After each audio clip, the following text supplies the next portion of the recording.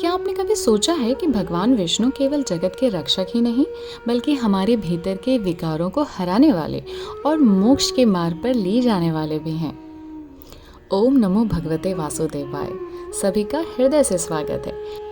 जी हाँ, आज हम विष्णु सहस्त्रनाम के श्लोक नंबर 16 का न केवल अर्थ सहित पाठ करेंगे, बल्कि इसमें छिपे गूढ़ दार्शनिक संदेश को समझने की कोशिश भी करेंगे।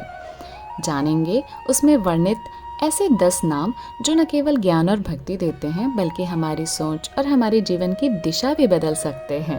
तो चलिए शुरू करते हैं श्लोक पाठ के साथ। भ्राजिष्णुर्भोजनं भोक्ता सहिष्णुर जगदादिजः अनघो विजयो जेता विश्वयोनि पुनर्वसु।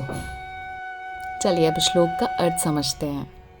भ्राजिष्णु अर्थात एक रस प्रकाश स्वरूप, मतलब भगवान विष्णु वह दिव्य ज्योति हैं जो सभी जीवों और जगत में समान रूप से विद्यमान है। जैसे सूर्य की रोशनी सबको एक समान मिलती है, वैसे ही भगवान विष्णु का प्रकाश सब पर समान रूप से बरसता है। यह नाम उनकी निष्पक्षता और सर्वव्यापकता का भाव दर्शाता है। भोजनम अर्थात ज्ञानियों द्वारा भोगने योग्य अमृत स्वरूप। यहाँ भोजन का अर्थ भौतिक आहार नहीं, बल्कि ज्ञानियों द्वारा अनुभव किया गया अमृतमय आनंद है, जो आत्मज्ञान की अवस्था में पहुंचकर भगवान के सानिध्य का आनंद लेते हैं। वही इस दिव्य भोजन का रस स्वादन करते हैं। भोक्ता पुरुष रूप से भोक्ता अर्थात परम पुरुष के रूप में विष्णु सभी कर्मों के फल के भोक्ता हैं। यह भी संकेत झलकता है कि हम केवल कर्ता हैं, परंतु अंतिम भोक्ता वही हैं। सहिष्णु अर्थात सहनशील। भगवान की सहनशीलता अनंत है।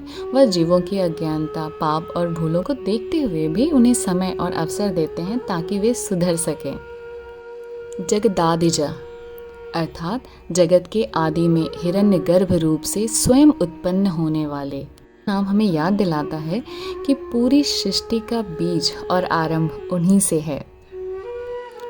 अनघा अर्थात पाप रहित।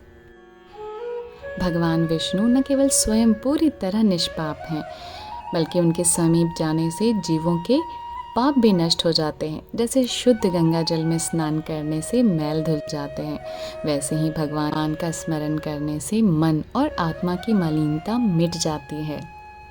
विजय अर्थात ज्ञान, वैराग्य और ऐश्वर्य आदि गुणों में सबसे बढ़कर।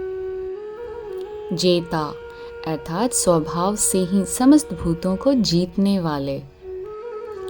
यहाँ जेता होने का अर्थ केवल बाहरी विजय नहीं, बल्कि इंद्रियों, मन और अहंकार पर पूर्ण नियंत्रण भी है। अगला नाम है विश्वयोनि अर्थात प्रकृति स्वरूप। यह नाम स्पष्ट करता है कि ब्रह्मांड का हर कण उसी एक परम सत्ता से उत्पन्न हुआ है और अंततः उसी में विलीन होगा। इस श्लोक का आखिरी नाम है पुनर्वसु अर्थात बार शरीरों में आत्म रूप से बसने वाले। इसे हम कुछ ऐसे समझ सकते हैं कि वे बार बार सृष्टि में अवतार लेकर जीवों की रक्षा करते हैं, जैसे राम, कृष्ण, नरसिंह, वामन आदि। यह उनका अनंत करुणा का प्रमाण है कि जब भी अधर्म बढ़ता है, वह उनकी स्थापना के लिए लौट आते हैं। इस श्लोक के 10 नाम हमें केवल भगवान की महिमा सुनाने के लिए नहीं हैं, बल्कि हमारे लिए जीवन के गहरे मार्गदर्शक सिद्धांत भी हैं। भ्राजिष्णु और भोजनम नाम हमें बतलाते हैं कि वास्तविक आनंद किसी बाहरी वस्तु में नहीं, बल्कि ईश्वर के ज्ञान में है। भौतिक सुख क्षणिक होते हैं, परंतु आत्मज्ञान का सुख अमर होता है। भोक्ता का भाव हमें यह सिखलाता है कि अपने कर्म करने हैं हमें, लेकिन फल की चिंता नहीं करनी है, क्योंकि उसका अंतिम निर्णय भगवान के हाथ में है। यह सिद्धांत गीता के कर्मण्येवाधिकार रास्ते से भी मेल खाता है। सहिष्णु शब्द हमें धैर्य, संयम और सहनशीलता की शिक्षा देता है। आज की इस भागदौड़ और तनाव भरी जिंदगी में यह गुण हमारे मानसिक संतुलन के लिए अमृत के समान है। जगदादिजा और विश्वयोनि नाम हमें याद दिलाते हैं कि हम सब एक ही स्रोत से आए हैं। यह भाव मन में एकता, करुणा और अहंकार मुक्त दृष्टिकोण पैदा कराता है। अनघा का संदेश है कि पाप से मुक्ति केवल भक्ति और अच्छे कर्मों से ही संभव है।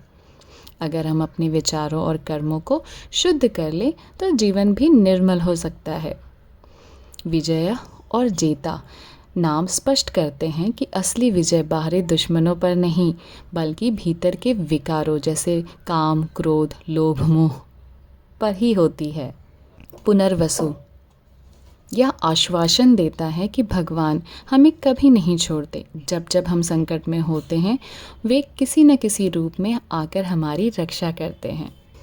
यदि यह व्याख्या आपको पसंद आई हो तो कृपया वीडियो को लाइक करें, अधिक से अधिक शेयर करें और चैनल को सब्सक्राइब ज़रूर करें।